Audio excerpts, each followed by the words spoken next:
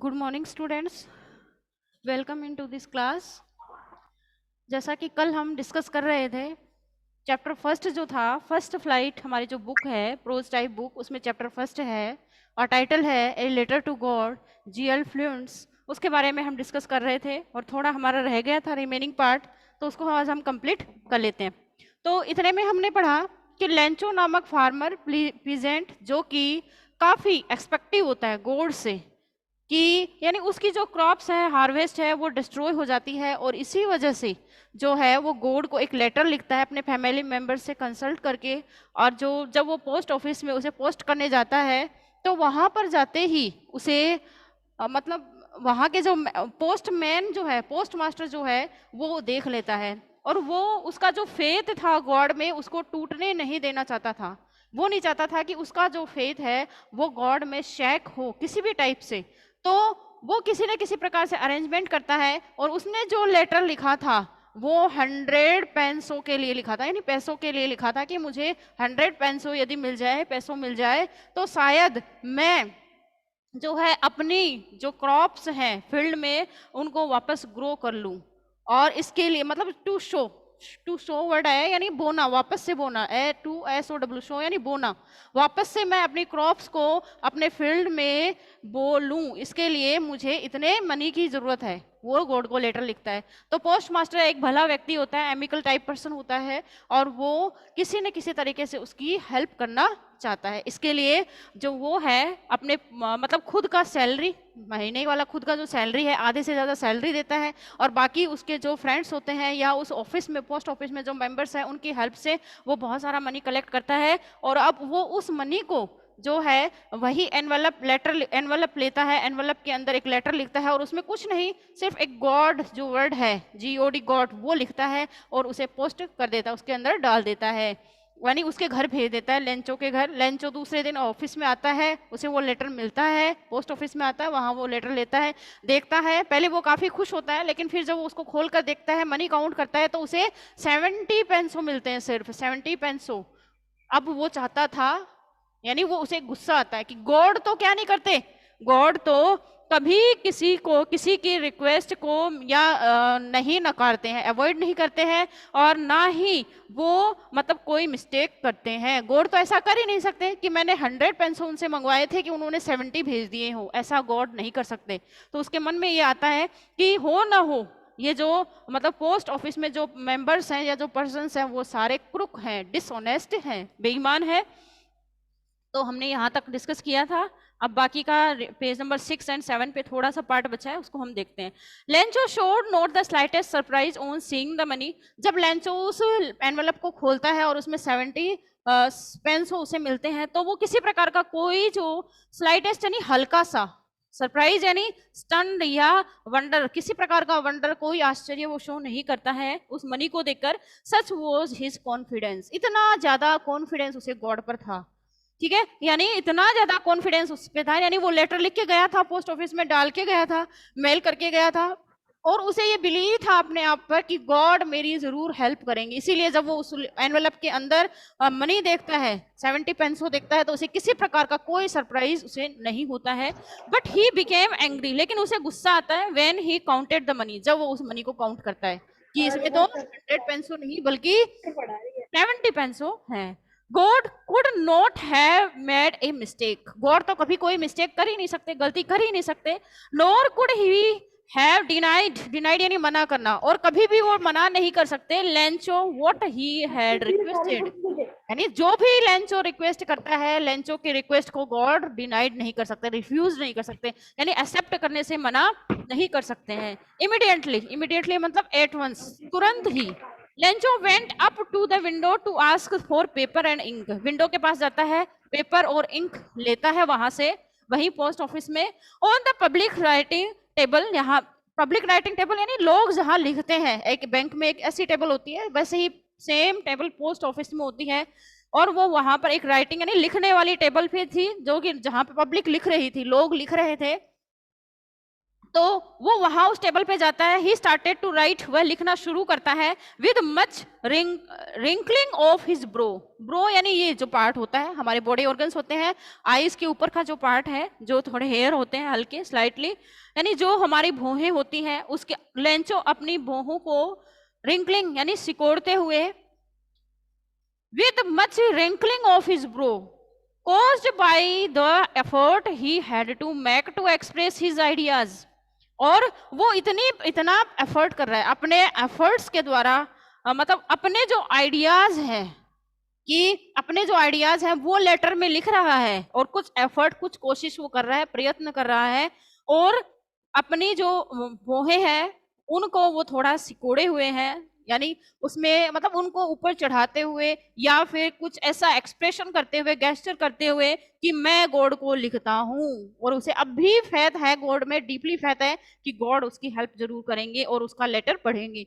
When he finish, जब उसने वो लेटर लिख दिया, he went to the window to buy a stamp, वह विंडो के पास जाता है वहीं पोस्ट ऑफिस में, और वहां से एक स्टैंप लेता है, which he licked, उसे वो मतलब इस तरीके से, मतलब अपना जो स्पाइट है, थूक है, उससे उंगली पर लगाकर, फिंगर पर लगाकर उसे थोड़ा चाटता है, and then affix to the envelope, और फिर वो जो लिफाफा होता है, एनवेलप होता है, उसके ऊपर अफिक्स यानी चिपका देना, उसके ऊपर चिपका देता है, with a blow of his fist, fist यानी अपनी मुट्ठी से, इस तरीके से, जैसे हम लिफाफे को, एनवेलप को, जब हम एनवेलप के अंदर लेटर लिखते हैं तो उस एनवेलप को इस तरीके से, मतलब अपनी फिस्ट से, अपनी मुट्ठी से इस तरीके से वो चिपका देता है। The moment the letter fell into the mailbox, the postmaster went to open it, और उसके बाद वो वहां से चला जाता है पोस्ट ऑफिस से, लेंचो, और उसके बाद जो पोस्ट मास्टर है वो उस मेल बॉक्स के पास जाता है, वहां से लेटर निकालता है और उसको खोलता है। इट सैड, उसमें देखिए उस लेटर में, उस एनवेलप के अंदर जो लेटर लिखा था लेंचो ने, उसमें देखिए उसने क्या लिखा था, God of the money that I asked for, God जो मनी मैंने आपसे मंगवाई थी, आस्क्ड फॉर यानी asked for is a phrasal verb, it means मंगवाना, कि मैंने जो मनी आपसे मंगवाई थी गॉड, ओनली 70 पेंसो रीच्ड मी, केवल 70 पेंसो ही, यानी मैंने कितनी मनी मंगवाई थी 100 पेंसो, लेकिन मेरे पास 70 पेंसो पहुंची है।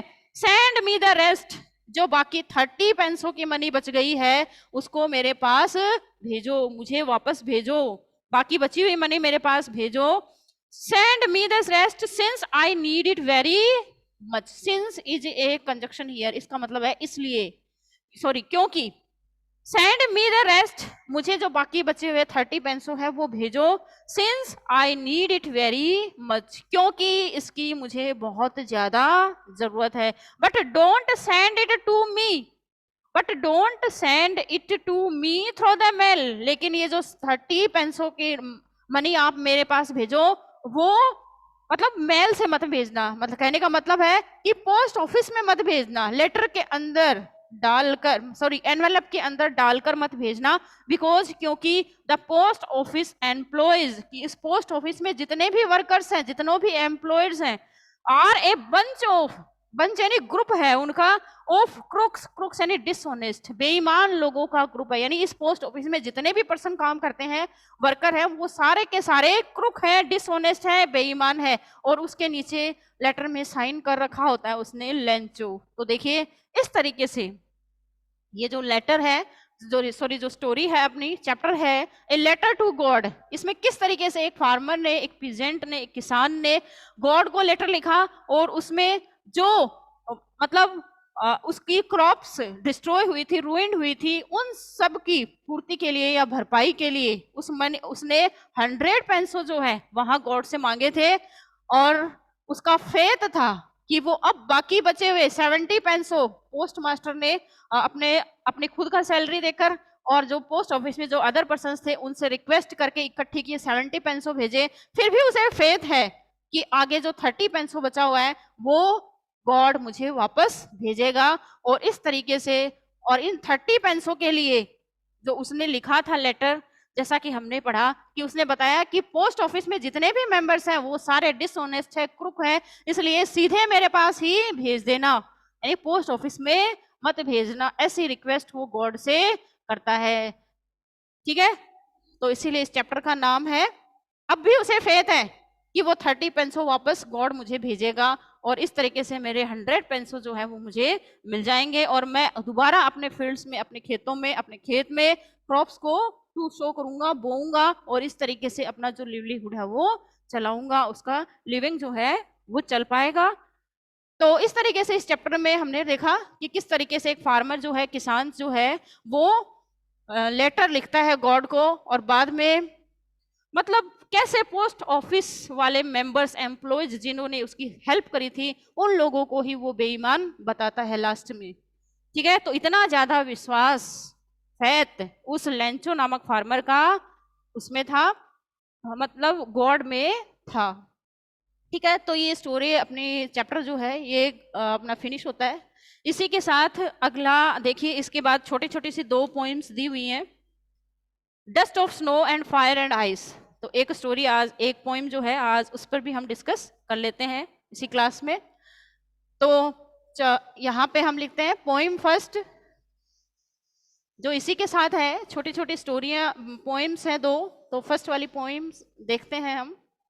पोइम फर्स्ट टाइटल है dust of snow and poet है रॉबर्ट फ्रोस्ट। Robert Frost. देखिए, बहुत ही शॉर्ट सी एंड स्वीट सी पोइम इसमें बताई गई है। हमारे जो पोइट्री पार्ट है फर्स्ट फ्लाइट, इसमें साथ साथ में पोइम्स भी चलेंगी, तो हम इसको एक साथ ही डिस्कस कर लेते हैं। तो जैसे फर्स्ट पोइम जो है हमारी फर्स्ट फ्लाइट वाली बुक में, उसका टाइटल है डस्ट ऑफ स्नो। जैसा कि नाम से ही आपको पता चल रहा है, टाइटल से ही, डस्ट यानी धूल मिट्टी, किसकी? स्नो। स्नो यानी बर्फ, आइस। ठीक है, अब देखिए स्नो, डस्ट ऑफ स्नो यानी आइस की धूल मिट्टी, कैसे? तो इसके बारे में हम देखेंगे। यानी बर्फ की धूल मिट्टी, यानी बर्फ को, आइस को धूल के रूप में, डस्ट के रूप में फेंक देना। धूल क्या करती है, डस्ट क्या करती है? उड़ती है, होवरिंग करती रहती है, यानी स्काई में या फिर एटमॉस्फेयर में, हमारे वातावरण में मतलब होवरिंग करती रहती है, मंडराती रहती है, उड़ती रहती है। ठीक है, तो वैसे ही जो रॉबर्ट फ्रोस्ट जो पोइट है वो एक नेचुरल टाइप के पोइट हैं, प्राकृतिक है, यानी नेचुरल सीनरी जो है, नेचुरल या ग्रीनरी से रिलेटेड जो सीन्स हैं उनको ज्यादा डिपिक्ट करते हैं ये। तो ऐसा ही उन्होंने इस पोइम में बताया है। तो देखिए रॉबर्ट फ्रोस्ट क्या कहते हैं, डस्ट ऑफ स्नो। तो देखिए सबसे पहले मैं आपको एक बात बता दूं, हेमलॉक, इसमें देखो कुछ वर्ड मीनिंग्स आए हैं, hemlock and root. Hemlock is a poisonous plant tree with small white flowers. अब देखिए हेमलॉक, HEMLOCK, हेमलॉक क्या होता है? एक पॉइजनस, पॉइजनस यानी एक जहरीला या विषैला प्लांट होता है या ट्री होता है, और इसके जो है व्हाइट फ्लावर्स होते हैं, सफेद कलर के फ्लावर्स इस पर खिलते हैं। ठीक है, और एक पॉइजनस यानी विषैला होता है, प्लांट होता है, पौधा होता है, और बिल्कुल छोटे छोटे फ्लावर्स इस पर खिलते हैं, स्मॉल व्हाइट फ्लावर्स इस पर होते हैं। इसी तरीके से एक अदर वर्ड है RUD, RUED। RUD का मतलब होता है रिग्रेट, दुखी होना। RUD यानी रिग्रेट, दुखी होना, या अदर वर्ड्स में कहें सैडनेस, दुखी होना, या फिर और भी बहुत से, सोरो, दुखी होना। बहुत सारे सिनोनिम्स इसके आपको मिल जाएंगे। मैम, यस मैम रूड का मतलब तो खड़ूस होता है ना? वो रूड अलग होता है बेटा, वो रूड होता है, RUD, रूड, वो ये होता है। ओके, तो मीनिंग में थोड़ा डिफरेंस है, तो आप देखना इसको, थोड़ा सा ध्यान रखो इस पर। तो देखिए डस्ट ऑफ स्नो यानी बर्फ का धूल के रूप में, बर्फ, धूल के कण या बर्फ के कण या बर्फ की धूल, कैसे इसका नाम, पोएम का नाम इन्होंने, रॉबर्ट फ्रोस्ट ने ये रखा है। तो चलिए इसको स्टार्ट करते हैं। The way A crow Shuk down on me. The way का मतलब होता है तरीका, जिस तरीके से, जिस मैनर से, एक क्रो, एक कोए ने, shook down on me, shook down, shook यानी हिलाना, मूविंग करना, डाउन यानी नीचे गिरा देना, ऑन मी यानी मुझ पर। जिस तरीके से एक कोए ने, एक क्रो ने कुछ हिलाकर मेरे ऊपर गिरा दिया। ठीक है, अब इतना ही समझो इसको। आगे देखिए, द डस्ट ऑफ स्नो, और वो क्या था जिसे हिलाकर गिराया था? वो था डस्ट ऑफ स्नो थी।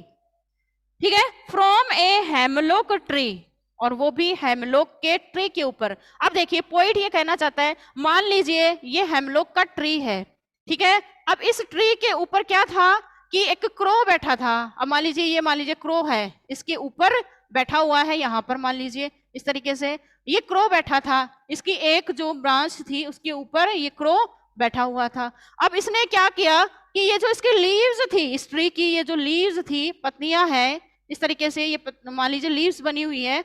अब मान लीजिए इसके ऊपर क्या था? आइस जो थी, स्नो जो थी, स्नो यानी बर्फ या आइस जो थी वो जमी हुई थी, फ्रोजन कंडीशन में थी, और इस क्रो ने क्या किया कि पोइट के ऊपर गिरा दिया। अब कहने का मतलब है रॉबर्ट फ्रॉस्ट जो पोइट है वो कहाँ बैठे थे?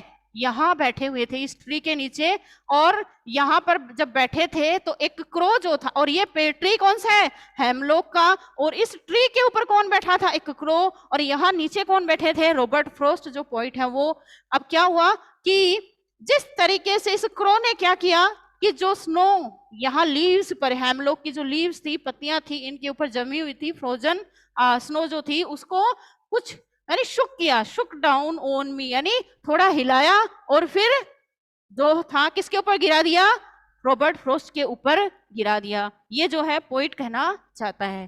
ठीक है, अब अगली लाइन देखिए, has given my heart A change of mood. Poet जो था वो कैसा था? पोइट जो था बिल्कुल सैड मूड में। कई बार होता है ना हमारा मूड ऑफ होता है, तो हम क्या करते हैं कि बिल्कुल से लेजर में अपना टाइम स्पेंड करते रहते हैं, कोई भी अदर वर्क हम नहीं करते हैं, एंगेज नहीं रहते हैं किसी अदर वर्क में, हम लेजी से हो जाते हैं, और हमारा जो मूड होता है बिल्कुल खराब होता है, सैड मूड में रहते हैं, और हम सिर्फ लेजर टाइम में मतलब टाइम पास करते रहते हैं, अपना टाइम जो है वेस्ट करते रहते हैं। सेम वैसी ही कंडीशन रॉबर्ट फ्रॉस्ट के पास थी कि उसका जो मूड था काफी सैड था, खराब था, इसीलिए वो मतलब उसे चेंज करने के लिए हेमलॉक नामक ट्री उसे मिला उस फॉरेस्ट में या उस जगह, तो वो वहां बैठ जाता है उस ट्री के नीचे, और इतने में ही देखता है कि ऊपर जो है एक क्रो बैठा हुआ था, और उसने जो जमी हुई फ्रोजन जो स्नो थी उसको थोड़ा हिलाया, और हिलाकर किसके ऊपर फेंक दिया? यानी उस रॉबर्ट फ्रॉस्ट के ऊपर गिरा दिया। तो रॉबर्ट फ्रॉस्ट का जो मूड था वो कैसा था? बिल्कुल सैड मूड था। तो क्या कहता है वो? Has given my heart A change of mood. जब ऐसा इस क्रो ने किया तो मेरा जो मूड था, कैसा मूड? सैड मूड, वो बिल्कुल चेंज हो गया, यानी उसमें थोड़ा बदलाव, उसमें थोड़ा अल्टर हो गया।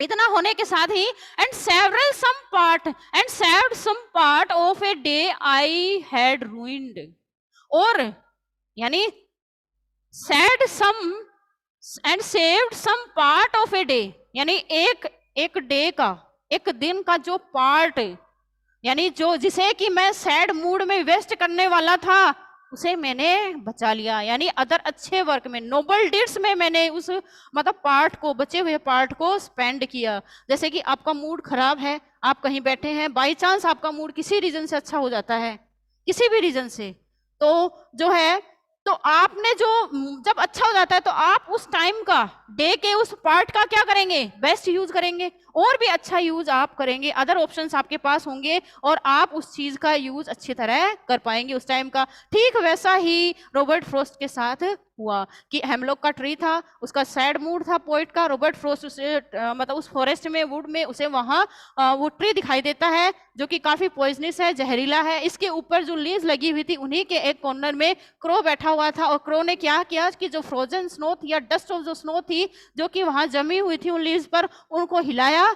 जब वो वहां बैठा तो वो हिली, और हिलने के साथ ही जो बहुत सारी जो डस्ट ऑफ स्नो है वो पोइट के ऊपर गिरी। जैसे ही पोइट के ऊपर गिरी तो इसका जो सैड मूड था वो मतलब हैप्पी मूड में चेंज हो गया, और हैप्पी मूड में चेंज होने के कारण क्या होता है? हम हमारे टाइम का बेस्ट यूज करते हैं, अच्छा यूज करते हैं, यूजफुल तरीके से हमारे टाइम को स्पेंड करते हैं। तो वैसा ही रॉबर्ट फ्रॉस्ट ने किया कि डे का जो time, a day a some saved some part of a day, यानी एक दिन का जो पार्ट बच गया था जिसे कि मैं लेजर टाइम में स्पेंड करने वाला था, वेस्ट करने वाला था सैड मूड की वजह से, वो उस डे के उस पार्ट का, उस पोर्शन का मैंने अच्छे से यूज किया। तो ये पोइट कहना चाहता है। तो देखिए इसमें अगर हम सिंपल वर्ड्स में देखें कि पोइट क्या बताना चाहता है हमें, तो देखिए पोइट कहना चाहता है sometimes the poet wants to tell, कि कई बार क्या होता है, कवि हमें ये बताना चाहता है, पोइट हमें ये बताना चाहता है कि कई बार क्या होता है कि a simple and very important incident that टूक प्लेस विद हिम।